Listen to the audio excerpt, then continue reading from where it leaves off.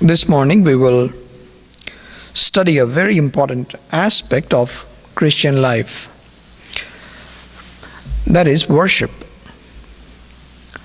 What exactly is worship? Every time we come on a Sunday morning, we gather for worship. And according to one author, a Sunday morning experience is the queen, is what he says. So we try to categorize our weekdays like Sunday morning is only for worship. Sunday evening is the prayer, evening prayer. Or Wednesday midweek service. So the question is, in heaven, when there is worship in and through 24/7, non-stop, in our lives, why do we say worship only is on Sunday morning? The reason is because our definitions are different. A worship service in today's context is a very professionally designed service on a Sunday morning. As a pastor, I can tell you a lot goes into making a Sunday morning. You can see the music minister gets ready with the music. He has to choose the music. Sometimes, the pastor will tell what theme he's going to preach on, so the songs also can be in the same line. The music has to be set. The bulletins have to be printed. It has to be very organized. When the Sunday worship is not organized, you know what happens? I can tell you, people can get mad. People can get mad. Why is it not that the same attitude happens in the other days? It's because we have graded one gathering more and one gathering less. In heaven, when God is being worshipped 24/7, in our lives also, we need to live a life of worship. I want to encourage you and tell you that one thing that God is seeking for is worshipers. In fact, you can find two things that God seeks. You may say, does he really need that? We are human beings. We seek, is it not? The Bible says, seek and it will be found. Knock, it will be opened. Ask and it will be given. We as human beings seek certain things. But God also seeks two kinds of people. One is sinners. Luke chapter 19 and verse 10. The Son of Man has come to seek and to save that which was lost. After a person is saved, God does not stop there dealing with that individual. He continues to seek worship from that individual. John chapter 4 and verse 23 and 24. God seeks those who worship him. What do you mean by seeking? You keep looking for. You keep looking for my children. God keeps looking for his children who will worship me.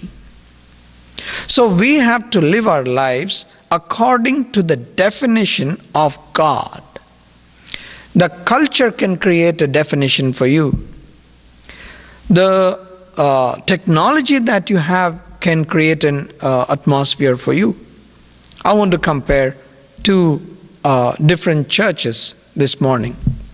One is the church in North America. We have technology. We have no church is devoid of any technology. Laptops, projectors, screens, a sound system, musical instruments, minimum. Any church will have it. Okay? Agreed? You go to some church in China, or you go to some church in the Middle East. Do they have all this technology? May not. What about underground churches? They have nothing. So, is using technology wrong? No, absolutely not. But the real focus should not be lost. The real focus should not be lost. Sometimes there are so many elements that go into worship. Some songs really can touch you. Sometimes an experience that you see in the other individual in your pew, and you see that person really in tears and worshiping God, can really inspire you and say, what is it that person is experiencing, and what is it that I'm missing? So ultimately, worship boils down to an individual. It's not technology, it is not ambience, it is not the setting, it is not the lights. It is ultimately one-on-one interaction between God and man. I want to show you one example from the scripture. What worship meant to this man. This man is Abraham. This man is Abraham. God called him out of the land of Ur of the Chaldeans. You find this story starting from Genesis 11, last part. And then you find God gave him a promise in Genesis chapter 12 and said, I will make you into a great nation. I will bless you. And I will make your name great. And you will be a blessing. So God called one man out of a country of idolatry. So when he came out, this man started building altars. Abraham is a man known for building altars.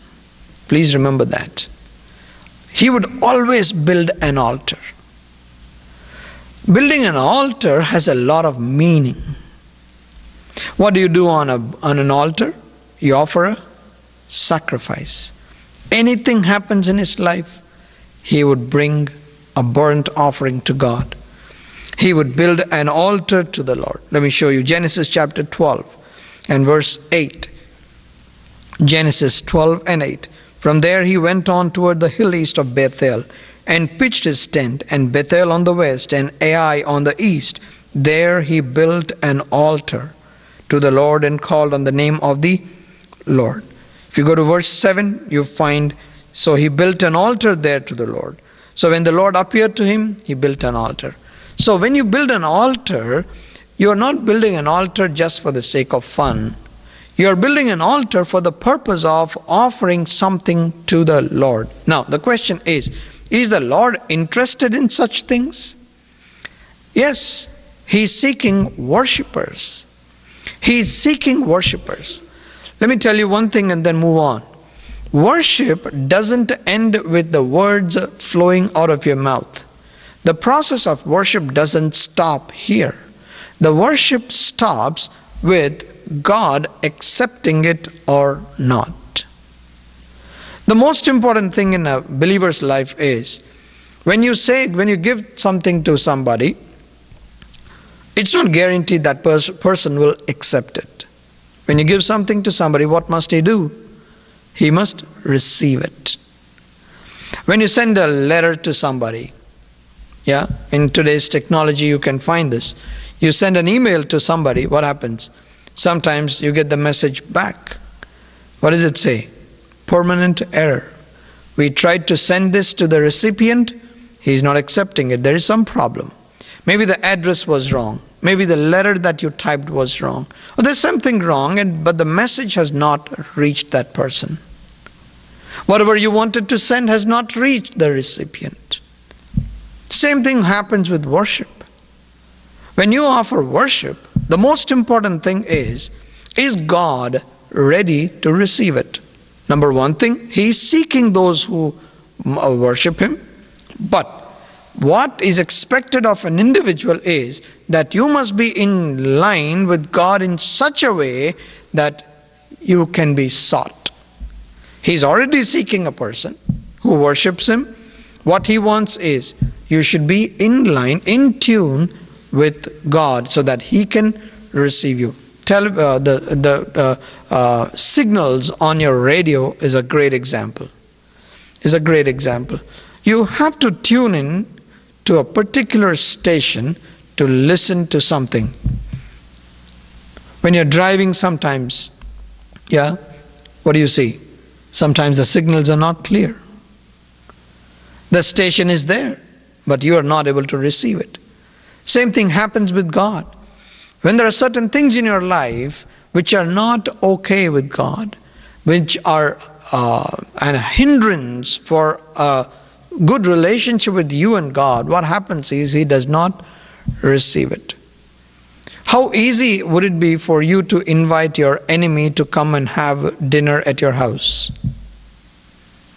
You will invite only your friends. To offer food to somebody, to spend money for them, to have a fellowship time with them, you must have a heart. You must have that desire.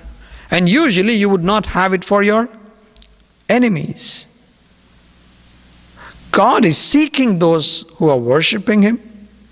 Therefore, we have to be in tune with God. Okay, what is God's definition of worship? Now, there are different styles of worshiping. You can worship God in different ways. In the olden times, people used to worship, and even some places even today, with a stained glass.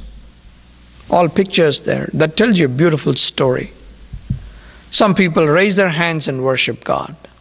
Some people close their hands and worship God. Some people worship in various different forms. Now, which one is right? Which one is right? It's all the culture which comes in and then plays all these facets to show the pattern in which you worship God. But the most important thing in a worship is, what does God mean by worship? What is worship actually? We hear the word worship. In the New Testament, it was compared to sacrifice. So when you look at Abraham's life, he always used to build an altar. He used to offer a burnt offering to God. Let's see what happened. In this man's life, the first thing that you must remember about worship is a one-on-one interaction between an individual and God. Let's see what happened. When God called Abraham out of his country, he came out actually with his dad. But when they came to a place called Haran, chapter 11, Genesis chapter 11, what happened is, verse 32, Terah lived 205 years and he died in Haran. So now there is one big loss in the life of Abraham. He lost his father. Okay? He lost his father. So as many people as came out of the country, now it is -1. All right? Then you come to chapter 12, God confirms his call. And then you find in chapter 13, when you come to chapter 13, there is a clash between the herdsmen of Lot and the herdsmen of Abraham. What happens here is, now Abraham gives an offer to Lot and says, hey, let's split. Let's not have any problems. You're now too big, so this place is not enough, so you go one direction, I'll go one direction. So therefore, now what happened is, now Abraham, the people that he came out with is from his family's point of view, is now become how many? -2. First, it was his dad. Now he has lost his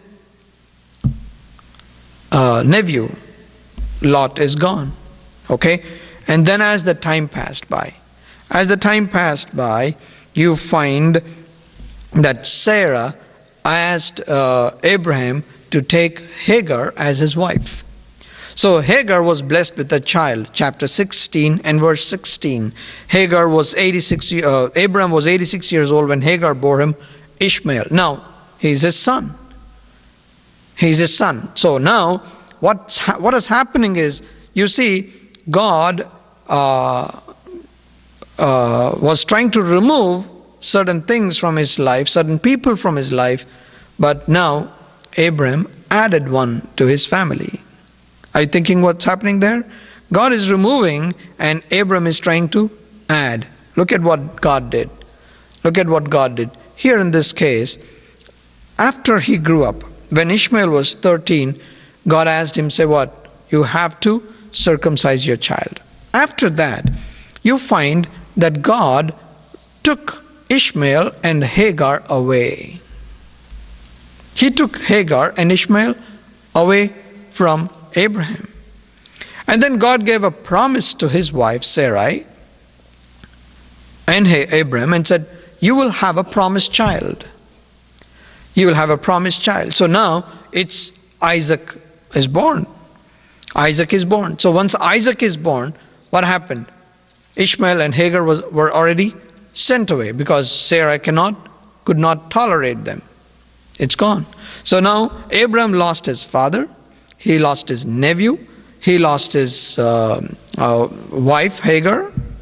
He lost his son Ishmael. And then suddenly on a particular day, Genesis 22, God shows up and says to him, chapter 22 and verse 2, then God said, take your son, your only son Isaac, whom you love, and go to the region of Moriah, sacrifice him there as a burnt offering on one of the mountains I will tell you about. Now if you study this this portion, it's so intense that if God told you like this, you'll have so many questions. The question you would get is, if God is telling me to go, he'd tell me the place and time and then everything. But here God said, what? You go to one of the mountains and then I'll tell you. So we will try to do what? Because it's dealing with your son, you'll start reasoning and say, no, I don't think it's God who's talking like this. So therefore here, you find what happened is, you find in this chapter, Abraham did not say or tell anything to his wife. You don't see Abraham going and telling anything to his wife. What did he do? Verse 3. Early the next morning, Abraham got up and saddled his donkey. He took with him 2 of his servants and his son Isaac. When he had cut enough for the burnt offering, enough wood for the burnt offering, he set out for the place God had told him about. You know what he did? Is it not interesting? That Abraham cut the wood himself.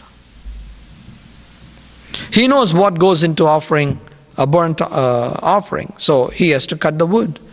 What did he do? His servants came along with him, but what did Abraham do? He cut the wood himself.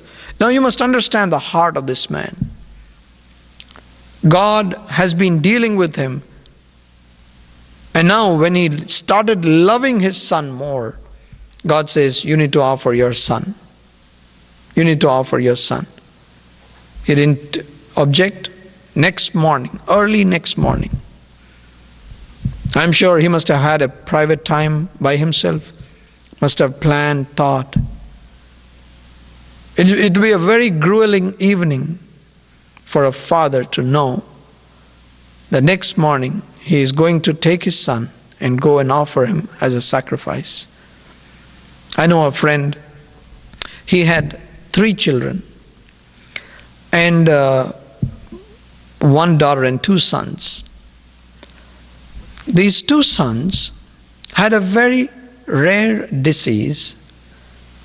It would be a 1 in a million who would have this.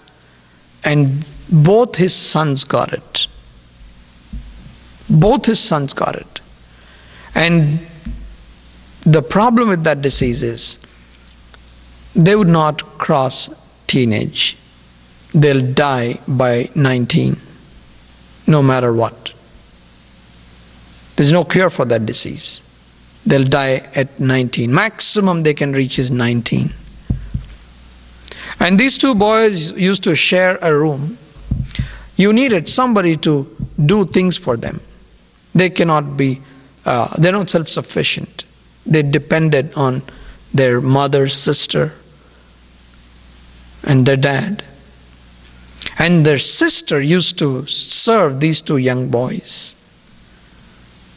And the father told us a story.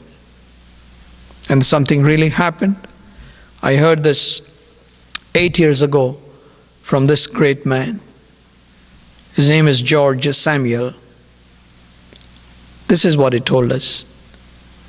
When those two brothers used to stay in the same room, they always used to encourage one another. There was one evening when the two brothers were talking, because next day one of the brothers had to go to the hospital. You know how he would come back? You know how he would come back? With his legs chopped. They had to take the legs off. And that evening these two brothers are talking. The one who is about to go to the hospital, he is encouraging his other brother. And he's trying to make it light and say, hey, from now on you'll have to take me around on your shoulders. He said, don't worry that I'm going to lose my legs. That man, when he was preaching, actually it was not preaching, you can say. It was just telling the story of his two sons. And the sister was sitting down and recording what these two brothers were talking. She burst into tears every time. That is such a pitiful situation when somebody's legs are going to be taken off the next day. Here in the case of Abraham, the one he loved so much. Now just think, he had a son called Ishmael, but he's gone. He's taken away. In fact, if you see from Abraham's point of view, Ishmael is his firstborn. He had to get rid of Hagar and his son Ishmael. Ishmael may mean nothing to Sarah, but he means a lot to Abraham. His father died. Lot is gone. Now his second wife Hagar is gone. His son is gone. Now in the morning he has left his family there. He's left his wife Sarah there in the plains. And he's going to take his son, the one whom he loves the most, and going up to the mountain. He's getting ready with all this. He chopped the wood and he's walking. Verse 4, 22:4. On the third day, Abraham looked up and saw the place in the distance. He traveled 3 days with all this wood, and it was not a closed place. It is not just like, you open your eyes and you're right there on the mountain. You had to walk. He walked 3 days. He went up to the mountain, and then before he did that, verse 5, he says, I want you to listen to this carefully. He said to his servants, stay here with the donkey while I and the boy go over there. We will worship and then we will come back to you. What is Abraham's definition? What he's actually going to do is what? What did God tell him? Look at these two verses. Verse 2 and verse 5. In verse 2 God said, sacrifice him there as a burnt offering on one of the mountains I will tell you, because you love him so much. And in verse 5, he tells his servants, Abraham tells his servants that he's going to worship God. He's going to worship God is what he's telling. Now what exactly God asked him to do is offer his son as a sacrifice, as a burnt offering. So if you look at what Abraham is doing, Abraham's definition of worship is not these lights, not this music, not raising hands or closing eyes or doing anything. Abraham's definition is offering as a sacrifice something that you love the most. Something that you love the most is being offered on that altar. That is Abraham's definition. Therefore, what did he do? He placed the wood on his son, and he took the knife, and they carried, and he left these two servants, and they started walking up. And then there's a conversation. You all know that. And Isaac asked, Dad, we have everything for a sacrifice. Now I want to tell you the family here. You know, how does Isaac know what it takes to offer a sacrifice? How does he know? Unless he has seen his dad doing that. So it's a beautiful family. It's a very, very God-fearing family, where the father is offering sacrifices every time, and then the son knows what to do, what goes into an offering. And therefore you find, the boy asking, Dad, where's the lamb? We have the fire, we have the wood, we have the knife, we have everything. Where's the lamb? So he said what? God will provide. God will provide. Okay. You have heard many messages on this, small part, but I want to go forward. Verse 9, when they reached the place God had told him about, Abraham built an altar there and arranged the wood on it. He bound his son Isaac and laid him on the altar. Laid him on the altar. I want you to, now we looked at 2 verses, now I want you to look at 3 verses. Verse 2, verse 5, and verse 9. So Genesis 22, verse 2, verse 5, and verse 9. God told him to offer him as a burnt offering. Abraham calls it as worship. And then in verse 9 you find the phrase, laid him on the altar. Abraham laid his son on the altar. Please remember, Abraham by now is nearly 130 years old man. He's close to 130. And he has laid his son on the altar. Now what's going to happen now? Verse 10. Then he reached out his hand and took the knife to slay his son. He even took out his knife. He's not pretending, he's not acting. What he's doing is, he's just going to do what God told him. Now I want you to pause your thinking on the mountain. Just wait there and see what happened. Abraham is now a single individual. His father is gone. His nephew is gone. His second wife is gone. His son is gone. His wife, Sarai, is in the plains. His servants are gone. He has only one thing in front of him, and that is his son, whom he loves the most. Whom he loves the most. Actually, if I had to design this plan, I would have done this in the presence of people. So that I can tell Abraham, I can prove to Abraham, oh yeah, what a great man you are. This is happening in a lonely place. Now, is there any live telecast of this going on? People are watching anywhere? Does anybody know that he's gone somewhere? Or he's going to offer his son as a sacrifice? Nobody knows it. Nobody in the world knows it. You know what it means? When you offer your sacrifice to the Lord, nobody needs to know this. You know the joy that you get out of it. Worship is such an intimate experience. Dr. Elmer Towns, I'm going to see him tomorrow. He was telling in an instance that sometimes when you're busy traveling and preaching and all this, sometimes you get drained out. You get drained out. And then when he's in a hotel and sitting there and he's reading his scripture, it becomes so drab and dull. There's no life in that. It seems this is what he does. He says, that's when I start worshiping my God. That's when I start worshiping my God.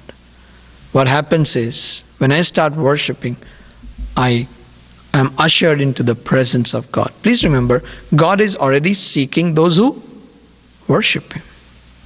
In that situation, he is worshiping God. You know what he says? That hotel room turns into a sanctuary. My dear brothers and sisters, I tell you, this is a great example for us to understand. Whatever situation you are in, you can turn that place into a sanctuary. When you worship God, I met Bud on Friday, and I came to know that he's a very good musician. He takes his guitar with him wherever he goes. And when you're worshiping God there, with that guitar, I was thinking of David, all alone in the wilderness with the sheep. That's where he's composing, "The Lord is my shepherd, I shall not want." Those wonderful psalms that you read, all of them are out of experience. When nobody is around, you are singing those songs to your God. You know, many times, unfortunately, our definitions change. But we have to live by what God calls worship. To Abraham, it was, "I offer the thing that I love the most, even when nobody is watching and I have nobody around me." Father is gone, son is gone, wife is gone, other son is gone, nephew is gone, and he has got a son on the altar. So he's taken his knife to do what? To kill him. So if he kills him, who is left on the mountain there? Abraham all alone. Abraham all alone. But you know, that is what will make God happy. That is a kind of worship God will receive. But we thank God, what he did was, as he took his knife and was about to kill Isaac, the angel of the Lord stopped him. Now I want you to understand, when nobody was watching what Abraham was doing, God was watching. And I always remember this, and I always am comforted when I think from God's point of view. You know this story, so I want to tell you something interesting. Abraham was about to kill the son, so the angel of the Lord stopped him and said, hold on. Verse 12, "Do not lay a hand on the boy," he said. "Do not do anything to him. Now I know that you fear God, because you have not withheld from me your son, your only son." And what does it mean? If it's an application and it went to God, you know, God has a stamp, and God put that stamp on that application. Worship accepted. Worship accepted. That's what happened. "Now I know that you fear God." Verse 13, "Abraham looked up, and there in a thicket he saw a ram caught by its horns. He went over and took the ram and sacrificed it as a burnt offering instead of his son. So Abraham called that place, 'The Lord will provide.' And to this day it is said, 'On the mountain of the Lord it will be provided.'" I want to ask you a question. When Abraham started 3 days ago when he started from his house, did he know that there would be a ram stuck in a thicket on the mountain? His eyes were only limited to only a particular range, thinking what? I am going to kill my son, offer him as a burnt offering. I really wonder and appreciate the courage of Abraham. I appreciate the faith of Abraham. God was really so pleased with his faith. The reason is, if he had really offered his son as a sacrifice, he has to come back home. What would he tell his wife? What would he tell his wife? Take it in today's context, in today's world. If a father really offered his son as a sacrifice to God, and he came back home and told his wife, I offered a sacrifice. I offered our son as a sacrifice to God. He comes back home. What will be the reaction of the wife? First of all, call 911. Secondly, take a divorce. I don't know, you're a dangerous guy. How is Sarah going to react? Abraham didn't think about it. He had only one thing in mind. I want to please my God. I want to please my God. And when he was traveling, please remember this, as he was traveling on the plain, God had already made a provision of a ram caught in a thicket. This is what God does to you and me. When we are faithful, following, in tune, in line with God, you do what He has told you, and He will provide for you there. Both of them came back alive. Isaac came back along with his dad. I'm sure, I don't know whether they told this to their mom or told this to Sarai or not. I don't know. I don't know if the father and son sat through and then discussed, sipping coffee and one evenings when they go out all alone together again.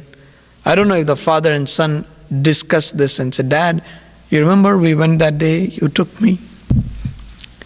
What an answer you gave, Dad. When I asked you, where's the lamb? You said, God will provide. Oh my goodness, if the father and son were having conversation, this is something that you can speak for life. I tell you, in Exodus chapter 15, you find a Red Sea parting. And when the Red Sea parted, the story of the Israelites coming out of the land of Egypt is spoken forever in the history of Israel. And Genesis 22 is an equally important chapter, where you find Abraham offering his son as a sacrifice. That's exactly what happened with Jesus Christ. He had already made a provision for you and me. I don't want to go into the other side, but you know what it means. Isaac was symbolically offered. Hebrews talks about it. And that Isaac is a symbol of Jesus Christ. He died for us on the cross.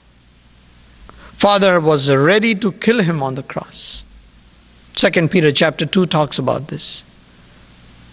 The way God showed His love to you and me is that He wanted to offer His only Son as a sacrifice to you, to make you free. And God was so happy with Abraham. And the Bible starts talking about Abraham like this. Abraham believed, and it was credited as righteousness to him. It was credited as righteousness. He was ready to kill his only son. So ultimately, what does it boil down to? What is worship? Worship is when you are devoid of everything in your life, and you have the most important thing that you love the most, and then God says, will you give that to me? And when you say, without hesitation, without batting an eye, when you say, Lord, I'm ready to give it up, that's what is an accepted worship. God always says, you must love the Lord with all your heart. The one who wholeheartedly loves me is what I'm looking for. I want you to examine your lives. We need to examine our lives.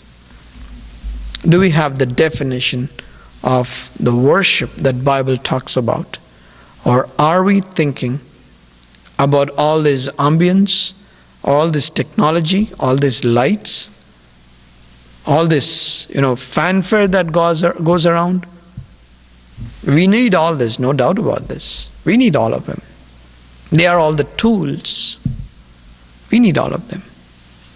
But even if you don't have it, you cannot lose the focus on the real thing. And that is, always when you go on a Sunday morning, when you go into the presence of God, I want you to ask this question: has God accepted my worship today?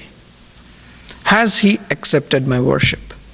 What is the use if you send something and the person doesn't receive on the other end? The transaction is not complete. We want God to accept our worship. It should be a sweet smelling aroma to God. May our lives and our actions and our words be acceptable to Him. May our worship be according to the definition that God has given. Let's pray.